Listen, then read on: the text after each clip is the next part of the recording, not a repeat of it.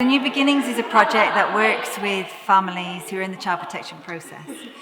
And the idea is that it's a 24-week programme that helps people recognise what's happened in the past, how the past affects who they are today, gives them opportunity to make changes, and we use different theoretical perspectives to enable that change. It's an intensive programme, lots of group work and individual work, but the idea is at the end that social care intervention ends and that the families remain together.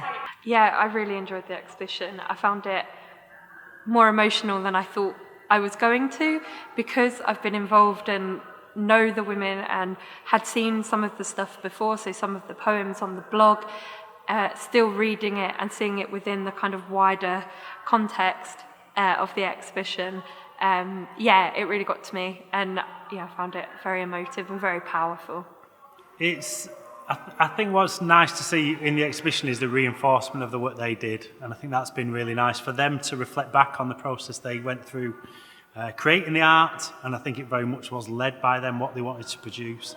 So it's been a real kind of, I suppose, like what New Beginnings generally does. It's giving strength to people that are on the project. So it's been nice to kind of reinforce that. I wanted it to be here in the People's History Museum because this museum has been designed to showcase work from marginalised groups. And what we find is that the majority of people who are in the child protection process are women, mothers, and they don't have a voice in the public forum to express how they feel and what that experience is. Here we've got some women who have not only made significant changes to themselves, but significant changes in their lives that will impact on their children. And that's the celebration. That's something that we need to shout about and talk about as best we can in the right place. So People's History Museum, for me, was the best place. And for the women, it was to show them, this is what you've done, this is what you've achieved, and look at what people think of that achievement, and reading the feedback that they've got on their message tree, and also seeing the other professionals that have come and their friends and family, and seeing those reactions is really powerful. But not only that, it's for Group 2, the ones that started in February. They can see what they are working towards more clearly. It's a shared objective, and I think it brings not only the women closer together, but us closer to the women, and everyone involved has a better understanding of what's going on. So I'm immensely proud of all of them. About the different uses of art, that they took to the sessions and used them in different ways for different things they needed, and they communicated different things through that. So it's been really understanding of what they wanted and what art sessions can give to people. So it's been really interesting about what they wanted to present and how they wanted to use the art sessions. No, much better. At first I was seeing a brick wall, but now I just see my path back on it. Not the person I was before, I'm better. So, and that's thanks to New Beginnings, and more so because I have a fantastic relationship with my son now. And I've also learnt to show my emotions without getting angry learnt a lot. It's absolutely fantastic. Really inspiring to see the work that they've done over the months that they've been working on New Beginnings.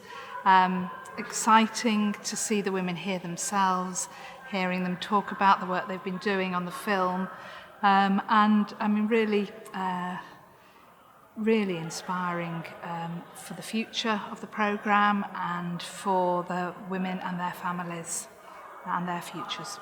I think initially I was a bit overwhelmed because it's so powerful, and I think because we've taken part in them sessions, I think it's got a bit of a nostalgic feel to it, really. I become quite emotional when I walked around on my own. And I'm just really, really proud of what the parents and Rod and yourself have achieved. I thought it was brilliant, I can't wait to do my artwork for the expedition.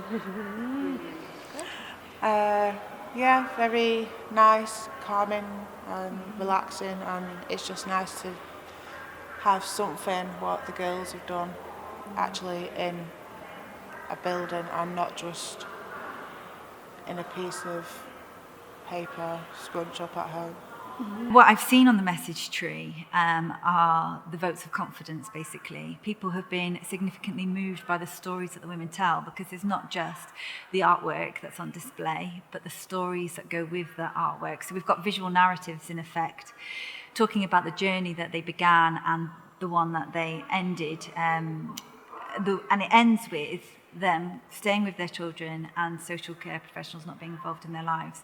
But it also teaches us about the system that we're located in, and who it focuses on. And it tends to be mothers who are left with their children and who are responsible for parenting the children, who have needs of their own, who have often grown up in difficult situations and are affected by all kinds of issues, environmental, emotional, physical issues. And what this exhibition does is it tells their story, and it challenges the dominant narrative out there at the moment, which are that parents who abuse their children don't deserve to be heard. Well, I argue that that's wrong. We need to be listening to their stories to understand what we can do to change the way we work to support them more effectively. And this is one way of doing it.